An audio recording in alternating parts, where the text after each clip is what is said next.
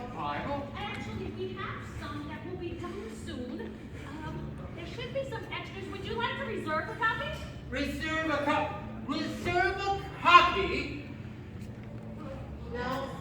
Now that I've seen this for myself, good Fräulein, would you explain to me this madness? Why are you trying to make a Bible that no one wants? Now, look at these pages. They are second-rate at best.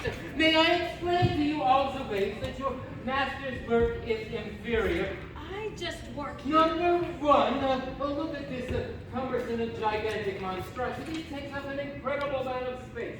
Now, which is smaller, me and my quill, or this gigantic monstrosity? See, they agree with me. Well, if you would just listen, the size is made up Number for the... two, how long does it take you to print one page? Well, it takes us about a day to set up the type. A day? It takes you up to the day? Well, I can make at least two in that copy. And what if you make a mistake? Well, if we make a mistake, we will proofread and reprint the passage until it's correct. So you waste an entire page to start over? Well, yes. Once we have a corrected copy, until then we throw away the paper. Paper? You use paper? Well, paper falls apart and it's easily torn. Books made with paper will last 100, 200 years, but books that are written on parchment, they will last 1,000 years. Now, I can understand how a machine like this might be useful for printing pamphlets or indulgences, but the Bible. Well, yes. Once we have the pages completed, then we will print on parchment. So look at this. It contains only black and white. Where is the visual commentary? How do you expect the reader to know and comprehend the lessons of the divine word without the illustrations to guide him? Well, if you would just let me explain, I would try to tell you this. But you're not listening. Well, so far we've determined that this process takes up incredible space. You use paper, which is inferior to parchment, and it seems to take you longer to print a page than it takes for me to print a page. Well, yes, once we get everything set up, it'll go much faster. But you just won't listen to what I'm trying to tell you. Now, what about the ink? Is it inferior as well? Well, no. Our ink was formulated by Herr Gutenberg himself. He used specific minerals and carbon and some of the minerals and the metals that he learned about as a goldsmith. Well, that's hideous. It sounds like it was stolen from a paint recipe from Jan van Eyck. Well, our ink is different than the ink of the scribes because yours is watery so that it flows off of the quill. But our oil-based ink, well, it will stick to the type so that we get a nice, clean print. And on everything else. Oh, mein Freund! Well, you may not be satisfied with what I am telling you today, but you know what? I have an idea. Let's race.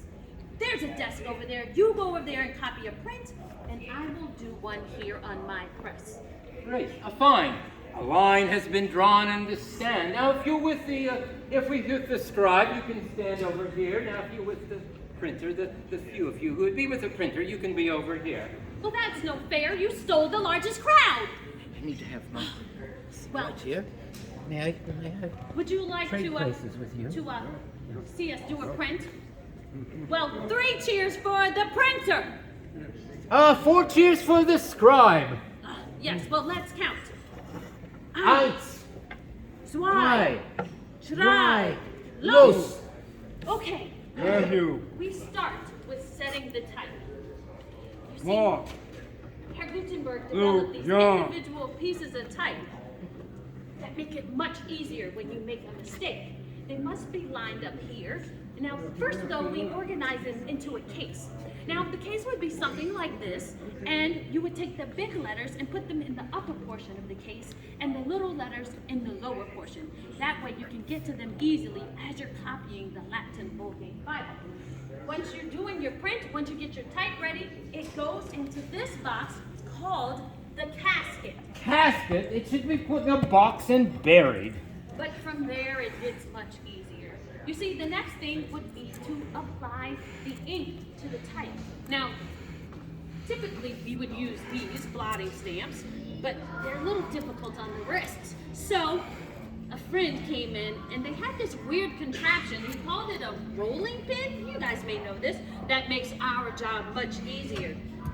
So all we have to do now is roll up and back carefully.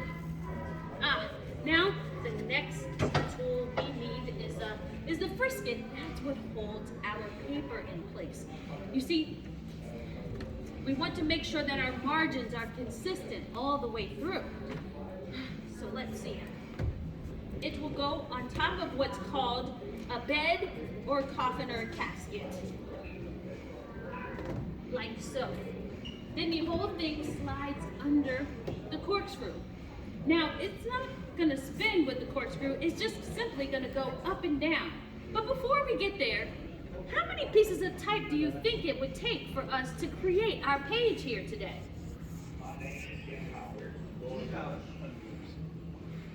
Not bad. Yes, you see, there's 60 characters across on average and 42 lines. So there is usually about 2,500 to 3,000. So that could take a good while. If you're slow, it could take 7 or 8 hours. If you're faster, maybe 3 or 4.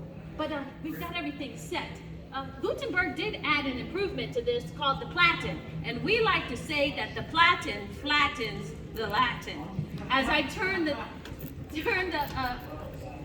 lever here, give it a nice good squeeze, and then back up. Well, we're about to reveal our print. To see, the thing is, if you've prepared your ink properly, you will hear the phenomenon called the printer's kiss. The kiss of death, mein Freund. Let's see. We are completed. Wait, you've completed a page already, and you are ready to start another, and I've only started. Well,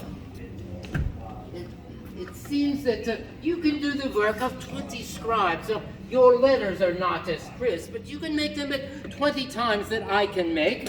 I feel as though my work will no longer be needed. Oh, I'm afraid the world will no longer need my craft. Well, dear friends, it'll be okay. Look. It's only black and white. We aren't able to do the gold and the beautiful colors that you do as an illuminator. So you need an illuminator? Oh, I can do that. I'm sure our workshop will make a fine partnership. I'm sure that your shop will make a fine profit. Yes, that sounds like a wonderful idea. Why don't we discuss it over a pint? I hear Gutenberg is buying. Yeah. Well, even so, I'm not sure we can keep up with 100 pages a day. They're already, and that is a lot of work for illuminators. I think we will need some help. Well, we've got plenty of people here.